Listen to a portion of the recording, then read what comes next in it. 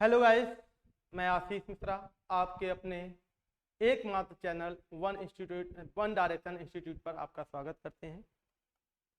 आपके लिए हम लेके आए हैं डोमेन सब्जेक्ट CUET के लिए फिजिक्स के लिए कुछ लेक्चर्स जो आपके लिए परीक्षा के लिए और आपके मोटिवेशन के लिए बहुत हेल्पफुल होंगे।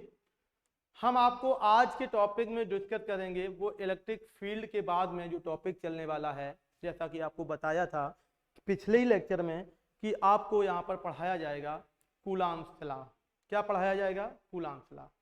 कूलॉम्स एक ऐसे वैज्ञानिक थे जिन्होंने सर्वप्रथम ये चर्चा करी, सर्वप्रथम ये जानकारी दी कि दो चार्ज जो एक दूसरे पे फोर्स करते हैं, जो अट्रैक्ट करते हैं या रिपेल करते हैं, इसका कैलकुलेटिव जानकारी कूलॉम के द्वारा ही दी गई। जिस जानकारी को एक फोर्स के नियम के द्वारा जाना जाता है, जिसको जाना गया हमारे भौतिक जगत में कूलॉम्स लॉ के रूप में। किसके रूप में? कूलॉम्स लॉ के रूप में। तो मेरे प्यारे बच्चों, हेडिंग लगा लीजिएगा, मिडिल हेडिंग कर लीजिएगा अपने टॉपिक में कूलॉम्स लॉ।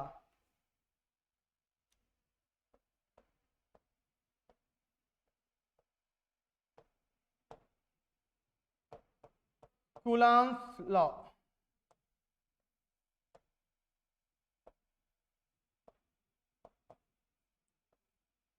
कूलॉम का नियम क्या है? कूलॉम का नियम, अगर सिंगल चार्ज है मेरे पास, अगर सिंगल चार्ज कोई रखा है, मुझे नहीं मालूम ये कैसा चार्ज है, तो ये किसी भी प्रकार की कोई हरकत अपने आप को नहीं करता, ये बस सुकून से रखा रहेगा, मस्त आराम से ऐसे रखा रहेगा, कोई मैटर नहीं है ना। लेकिन अगर कोई अदर चार्ज जो है वो इसके पास या आसपास जरा सा भी फटकेगा तो ये उस पर क्या करेगा? रिएक्शन दिखाएगा। क्या करेगा? रिएक्शन दिखाएगा। और ये रिएक्शन दो तरीके के हो सकते हैं, या तो मोहब्बत के टाइप का अट्रैक्शन होगा या नफरत के टाइप का रिपेलिंग होगा। या तो ये अपने तरफ खींचेगा इसको या फिर दूर धकेलेगा। ये प्रॉपर्टी आप बाकायदा पढ़ के आए होंगे।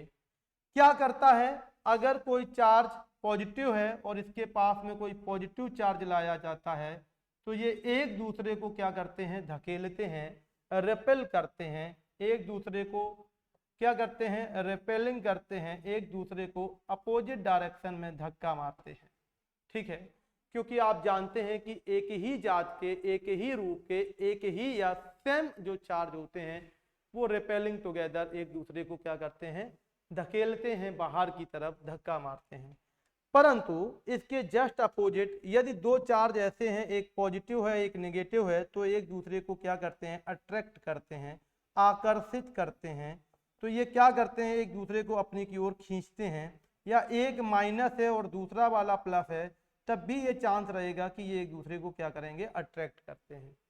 अगर ये रिपेल करते हैं तो कुछ ना कुछ फोर्स तो लगती होगी। इस फोर्स की गणना जो है वो किसने करी? हमारे प्यारे वैज्ञानिक कूलॉम्स ने दिया। इसका गणना करना, इसका कैलकुलेशन इक्वेशन जो दिया, उससे पता लगा कि दो चार्ज जो है वो कितनी ताकत से रिपेल कर सकते हैं और कितनी ताकत से अट्रैक्ट कर सकते हैं। तो यहाँ पर दो चार्ज के बीच में लगने वाले फोर्स के बारे में किसने बताया? कूलॉम ने बताया। क्या बताया? बात करते हैं। माना हम यहां पर दो सेम चार्ज ले लेते हैं। एक हमने प्लस पॉइंट चार्ज में ले रहा हूं, यहां पर Q1 पॉइंट चार्ज है और दूसरा Q2 पॉइंट चार्ज है। आप यहां पर प्यार से लिख लीजिएगा कि जो जो ये लिखे हैं पॉइंट चार्ज, एक शर्त है कि जो कूलॉम्स लॉ है, जो कूलॉम का नियम है, ये हमेशा बिंदु आवेश पर ही लागू है। हमेशा किस पर लागू है? बिंदु आवेश पर लागू है। किस पर लागू है? बिंदु आवेश पर लागू है। अर्थात ये जो लॉ है, कूलॉम्स लॉ है, वो किसके लिए हमेशा अपेयर रहता है? वो appearing for point charge. Point charge का मतलब हम आपको पीछे भी समझा चुके हैं और अभी भी समझ लीजिएगा। किसी भी बॉडी पर अगर चार्ज यूनिफॉर्मली वितरित है, एक समान रूप से वितरित है, ये कोई गोला है अगर इस पर एक समान रूप से कोई चार्ज वितरित है तो हम मान लेते हैं कि पूरा का पूरा चार्ज ही पॉइंट चार्ज है, चाहे छोटे से गोले पे वितरण हो और चाहे बड़े से गोले पर हो। अगर यूनिफॉर्मली किसी बॉडी पर चार्ज है तो उसको हम पॉइंट चार्ज की तरीके से ट्रीट करते हैं। कैसे ट्रीट करते हैं? पॉइंट चार्ज की तरीके से ट्रीट करते हैं। इनके बीच का कोई ना कोई डिस्टेंस होगा। इनके बीच का डिस्टेंस मैंने लेट कर लिया, क्या है? आर है। लेकिन ध्यान रखिएगा, इनके बीच का डिस्टेंस जो आपको लेना है वो ज्वाइनिंग ऑफ सेंटर मास से लेना है, अर्थात इनके सेंटर से ज्वाइन करने वाली रेखा से लेना है। कहां से करना है? सेंटर से ज्वाइन करने वाली रेखा से लेना है। अर्थात ये जो लाइन मैंने यहाँ खींची है बॉडी के सापेक्ष, वो आपको कहां से खींचना है? सेंटर से खींचना है। कहां से खींचना है? सेंटर से। तो सेंटर ज्वाइनिंग लाइन होनी चाहिए एक केंद्र से दूसरे केंद्र तक, किसी एक आवेश के एक केंद्र से सॉरी दूसरे केंद्र तक खींचनी है, और इसके बीच का डिस्टेंस जो बच्चा है वो कितना है? आर है। अब यहां पर कूलाम क्या कहते हैं? फोर्स टू इंटरेक्टेड, ऐसे बल जो आवेशों पर इंटरेक्ट करते हैं, लगते हैं। Force to interact together any two charge point of charge are directly proportional, वो सीधा का सीधा अनुक्रमानुपाती होते हैं, directly proportional to multiple of charge, अर्थात इन दो आवेशों पर लगने वाला किसी भी प्रकार का बल, चाहे वो अट्रैक्शन टाइप का हो या फिर रिपेलिंग टाइप का हो, वो क्या करता है? इन पॉइंट चार्ज के मल्टीपल के कैसा होता है? अनुक्रमानुपाती या डायरेक्टली प्रोपोर्शनल होता है। ये पहली बात उन्होंने बोली अपने लॉ में। शेष बात क्या बोली? ध्यान से सुनिएगा। And this force directly in proportional to square of the distance between them, अर्थात इन आवेशों के बीच की दूरी के, इन आवेशों के बीच की दूरी के वर्ग के व्युत्क्रमानुपाती होता है। यही जो फोर्स है वो क्या होता है? बीच की दूरी के वर्ग के व्युत्क्रमानुपाती होता है। तो कूलाम्स ने अकॉर्डिंग स्ट्रक्चर दो बातें उन्होंने अपने प्रिंसिपल की बोली, और इन दो बातों को अगर हम कंबाइंड फॉर्म में देखते हैं तो इन दो बातों को उन्होंने बताया। फोर्स ऑफ कूलाम, अर्थात कूलाम के फोर्स की बात हो रही है तो हम इसको एफसी भी लिख सकते हैं अगर आपका मन है, नहीं तो आप इसको एफ लिखिएगा। डायरेक्टली प्रोपोर्शनल, सीधे के सीधे कैसे होते हैं? अनुक्रमानुपाती होता है मल्टीपल ऑफ चार्ज, दोनों आवेशों के गुणनफल के। दूसरी बात उन्होंने बोला था बीच की दूरी के कैसा होता है? वर्ग के व्युत्क्रमानुपाती होता है, अर्थात directly in proportional to square of distance between them, इन दोनों के बीच की दूरी के वर्ग के व्युत्क्रमानुपाती होता है। तो यहाँ पर जो इक्वेशन आपकी आई है, तो कूलाम का जो फोर्स इक्वेशन आपको मिलता है वो मिलता है F C directly proportional Q1 Q2 upon में R square, Q1 Q2 upon में आर स्क्वायर। अब मेरी बात प्यार से सुनिएगा, ये जो साइन लगा है इसको हम प्रोपोर्शनल कहते हैं। क्या कहते हैं? प्रोपोर्शनल कहते हैं। प्रोपोर्शनल को हिंदी में अनुक्रमानुपाती कहते हैं। क्या कहते हैं? अनुक्रमानुपाती कहते हैं। अगर हम इसको देसी भाषा में देखा जाए, व्यवहारिक भाषा में देखा जाए, तो हम कहते हैं प्रभाव डालने वाला या प्रभावी होने वाला या प्रभावित होने वाला, कोई भी टर्मोलॉजी यूज कर लीजिएगा, प्रभावित होने वाला। समझिएगा, जो फोर्स का इफेक्ट हो रहा है या फोर्स पर इफेक्ट हो रहा है वो चार्ज से हो रहा है। किससे हो रहा है? चार्ज से हो रहा है। और किससे हो रहा है? चार्ज के बीच की दूरी से हो रहा है। दो यहाँ पर टर्म्स हैं, वो डायरेक्टली यहाँ पर फोर्स को क्या कर रहे हैं? प्रभावित कर रहे हैं। एक आवेश से प्रभावित हो रहा है और दूसरा हो रहा है उसके बीच के डिस्टेंस से। अच्छा, अगर हम यहाँ पर बात करें, अगर हम यहाँ पर स्ट्रक्चरली बात करें तो जरा विचार करिएगा, यहाँ पर जो पॉइंट चार्ज पर फोर्स रिएक्ट कर रहा है, पॉइंट चार्ज पर जो फोर्स रिएक्ट कर रहा है, तो प्लस और प्लस के कारण रिएक्शन बताइए कैसा होगा? सर आप पहले ही बता चुके हैं, प्लस और प्लस के कारण रिएक्शन अपोजिट होगा, मतलब रिपेल करेंगे। क्या करेंगे बच्चा जी? रिपेलिंग होगा, अर्थात ये क्या करेंगे? प्रतिकर्षित करेंगे। क्या करेंगे? प्रतिकर्षण होगा। क्या होगा बच्चा? प्रतिकर्षण होगा, एक दूसरे को धकियाएंगे, धक्का मारेंगे। अच्छा, क्या एक ही बल लगेगा? विचार करिए, केवल एक बल लगेगा क्या? Only on acting in one force. क्या ऐसा संभव है केवल एक ही फोर्स केवल आएगा अस्तित्व में? एक ही फोर्स है? नहीं, गलत बात। यहां पर जो होता है वो पेयर होता है। क्या होता है? पेयर ऑफ फोर्स होता है, मतलब बलों का जो जो जोड़ा काम करता है। क्या करता है? बलों का जोड़ा काम करता है। कैसे काम करता है? ध्यान से सुनिएगा। इस जो Q1 लिया गया है और इस चार्ज जो Q2 लिया गया है, अगर हम इस पर फोर्स की गणना करते हैं इसके कारण, तो पहले वाले फोर्स पर अर्थात force on one due to two, मतलब दूसरे के कारण जो फोर्स लगेगा वो किधर लगेगा? इधर की तरफ लगेगा। और इस पर जो फोर्स लगेगा वो force on two due to one, वो किधर लगेगा? इधर की ओर लगेगा। और इनका डायरेक्शन देखिएगा, अगर हम इस पर बल को देखते हैं तो किधर लगता है? इधर।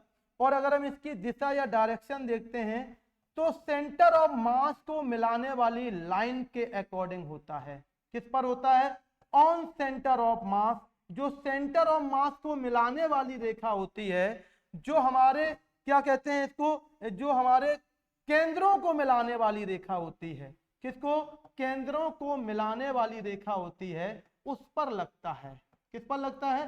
केंद्रों को मिलाने वाली रेखा पर लगता है, अर्थात joining of centre of mass. इसी पर एक्ट करेगा F12 और इसी पर एक्ट करेगा F21। ऐसा नहीं है कि ये फोर्स इस तरीके से एक्ट कर जाए या ये वाला फोर्स इस तरीके से एक्ट कर जाए, ये एक्टिंग पाथ इसके नहीं होंगे।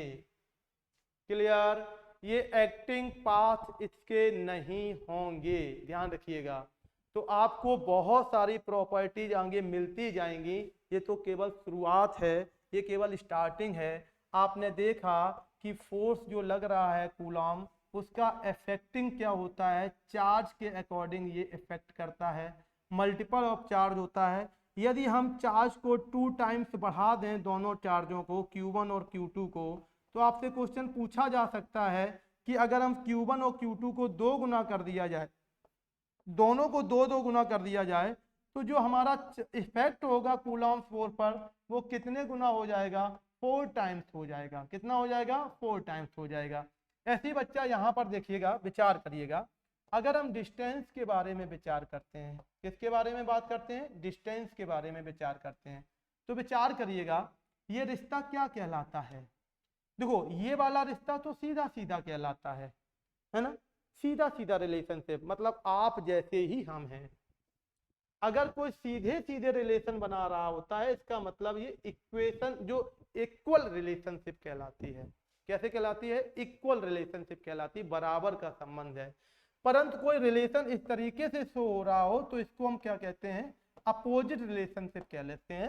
मतलब तीर नीचे की ओर है या नीचे से ऊपर की ओर है, ऐसे रिलेशन को हम अपोजिटली कहते हैं, उल्टे रिलेशन कहते हैं। उल्टे रिलेशन में क्या फर्क पड़ता है?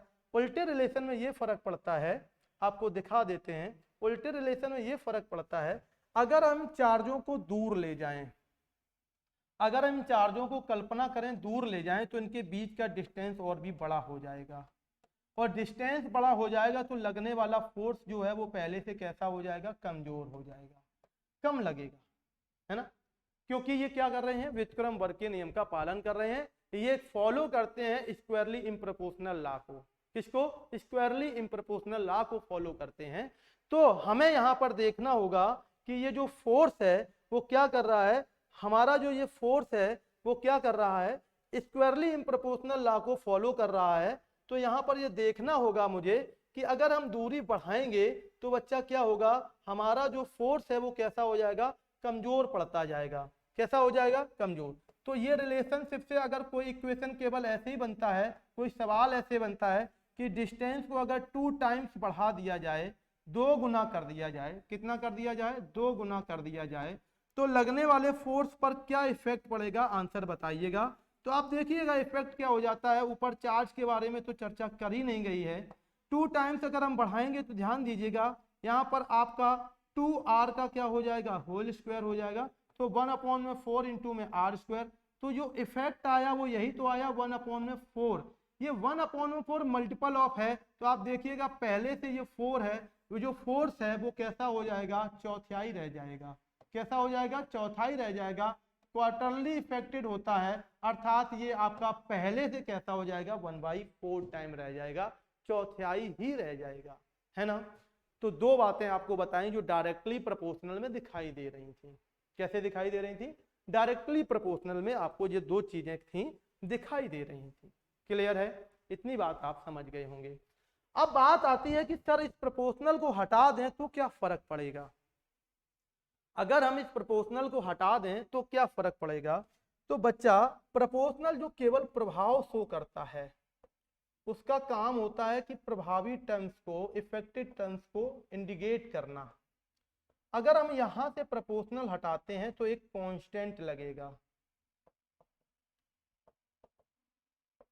क्या लगेगा, कांस्टेंट। और ये कांस्टेंट को हम क्या कहते हैं, के। क्या कहते हैं, के।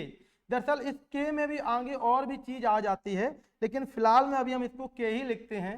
तो F इक्वल टू में के Q1 Q2 अपॉन में R स्क्वायर। इस के की जो वैल्यू होती है, इस के का जो मान होता है, वो बच्चा डिपेंड करता है मीडियम। किस पर डिपेंड करता है, माध्यम पर डिपेंड करता है, मीडियम पर डिपेंड करता है। किस पर डिपेंड करता है, मीडियम पर डिपेंड करता है। थोड़ा सा असुविधा है, एक सेकंड के लिए, ठीक है, जुड़े रहिएगा। तो इस के का मान जो है, इस के की वैल्यू जो है वो किस पर डिपेंड करती है, मीडियम पर। तो आपको तीसरा टर्म्स और मिल गया है कि जो कूलाम लॉ है, जो कूलाम का नियम है, जो फोर्स ऑफ कूलाम है, वो किस पर डिपेंड करता है। एक तो चार्ज के मल्टीपल पर डिपेंड करता है, और किस पर डिपेंड करता है, चार्ज के बीच की डिस्टेंस पर डिपेंड करता है, और किस पर डिपेंड करता है, और डिपेंड करता है मीडियम पर। किस पर डिपेंड करता है, मीडियम पर, है ना। अब मीडियम पर डिपेंड करता है तो हम आपको बता देते हैं क्या है मीडियम पर डिपेंडेंसी, जरा ध्यान रखिएगा। जैसे अगर ये पॉइंट ऑफ चार्ज जो है Q1 और Q2 देखा जाए, अगर हम इनको किसी अलग अलग मीडियम में रखें, एक ये Q1 है और एक ये Q2 है, अगर यही डिस्टेंस सिमिलर रखी जाए, यही चार्ज सिमिलर रखे जाए, परंतु हम अलग अलग माध्यम में इनको बार बार उतारते हैं। एक बार इसको Q1 Q2 को किसी और मीडियम में, दूसरी बार Q1 Q2 को किसी और मीडियम में, तो हम प्राप्त करते हैं, हमें फाइंड होता है कि इस चार्ज का, इस जो फोर्स ऑफ कूलाम का मान है, वो हर बार अलग अलग मीडियम से अलग अलग तरीके का आता है। कितने तरीके से आता है, अलग अलग तरीके से आता है ना। तो अगर हम चर्चा करें, अगर मीडियम में कॉमनली देखा जाए एयर या वैक्यूम को लिया जाए, तो एयर और वैक्यूम के लिए जो के की वैल्यू होती है वो 9 इंटू 10⁻⁹ होता है। कितना होता है, 9 into 10⁻⁹। Very very important point, note कर लीजिएगा, स्टिकर कर लीजिएगा कि जो कूलाम कांस्टेंट का वैल्यू जो होता है फॉर एयर कंडीशन या वैक्यूम के कंडीशन में, वायु या निर्वात के लिए, हवा या वैक्यूम के लिए क्या होता है, निर्वात के लिए बच्चा क्या होता है, के का जो वैल्यू होता है वो 9 इंटू 10⁻⁹ होता है। कितना होता है, 9 इंटू 10⁻⁹। इंपॉर्टेंट क्वेश्चन ये भी बनता है कि सर ये कूलाम का जो बच्चा कांस्टेंट है, इसका डायमेंशन फॉर्मूला क्या होता है। जल्दी से कमेंट्स करके मुझे बताओ, जल्दी से कमेंट्स करके बताओ, प्रयास करो कि dimension formula of coulomb constant क्या होगा। जल्दी से बताइएगा एक बार प्रयास करके, देखते हैं कितने बच्चों को अपने एकेडमिक की तैयारी पर भरोसा है, कितने बच्चे इसकी वैल्यू और इसका डायमेंशन वैल्यू जानते हैं। वैल्यू तो मैंने आपको बता दी कि एयर की कंडीशन में इसकी वैल्यू कितनी होती है, 9 इंटू 10⁻⁹ होता है।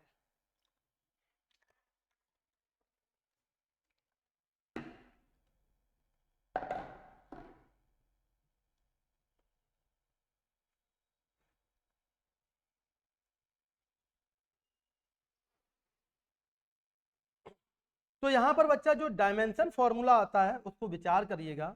डायमेंशन फॉर्मूला अगर आपको कांस्टेंट का निकालना है तो पहले आप फॉर्मूला देखिए कि ये किस फॉर्मूले में आता है।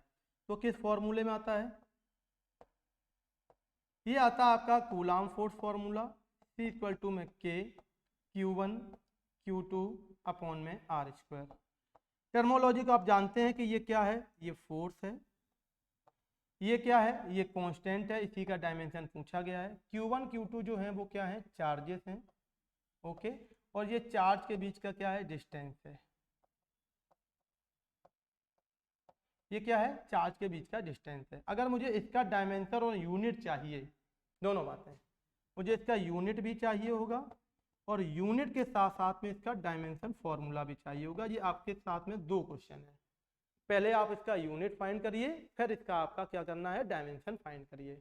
तो हम पहले इसका यूनिट फाइंड करते हैं। तो यूनिट फाइंड करने के लिए मुझे क्या करना होगा, इस के को बिल्कुल सेपरेटली अलग रखना होगा।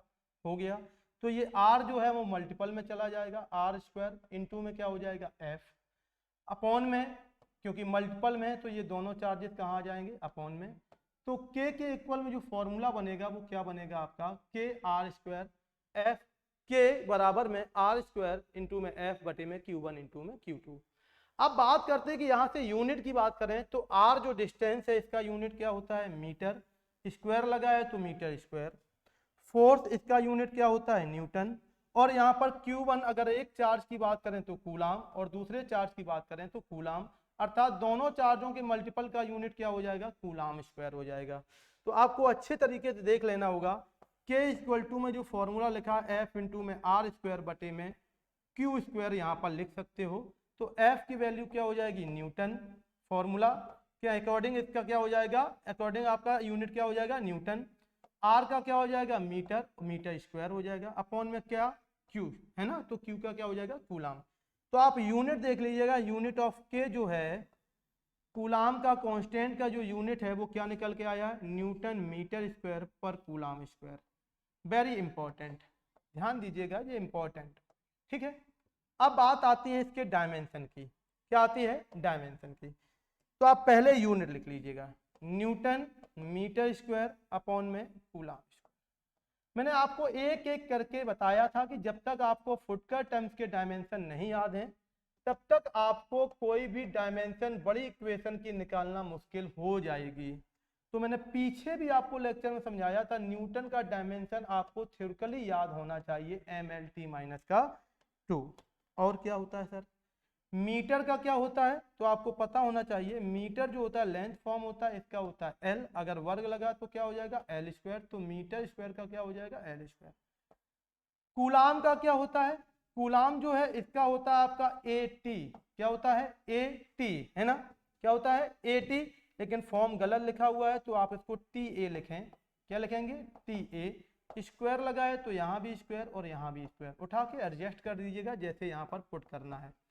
न्यूटन का MLT माइनस का 2, मीटर का L स्क्वायर, अपॉन में दोनों का क्या हो जाएगा, A स्क्वायर इंटू में T square, A square into में T स्क्वायर। जल्दी से एडजस्ट करके बताइए, कमेंट्स में डालिए कि इसका डायमेंशन क्या फाइनली निकलने वाला है।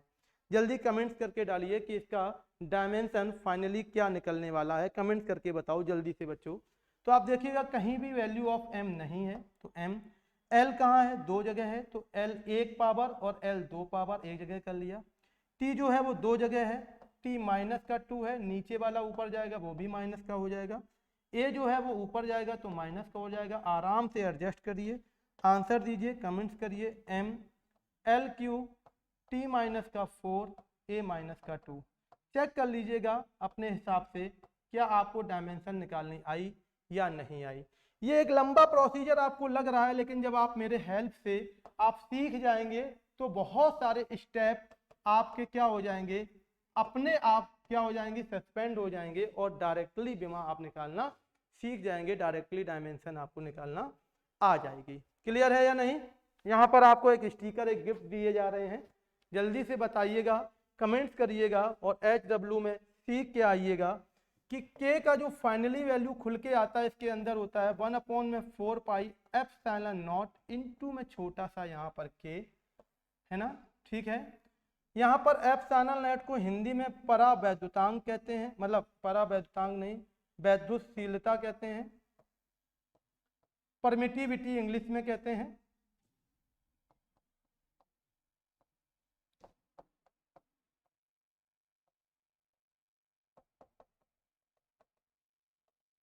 परमिटिविटी इसको इंग्लिश में कहते हैं। ठीक है बच्चा, के जो है वो परावैद्युतांक है।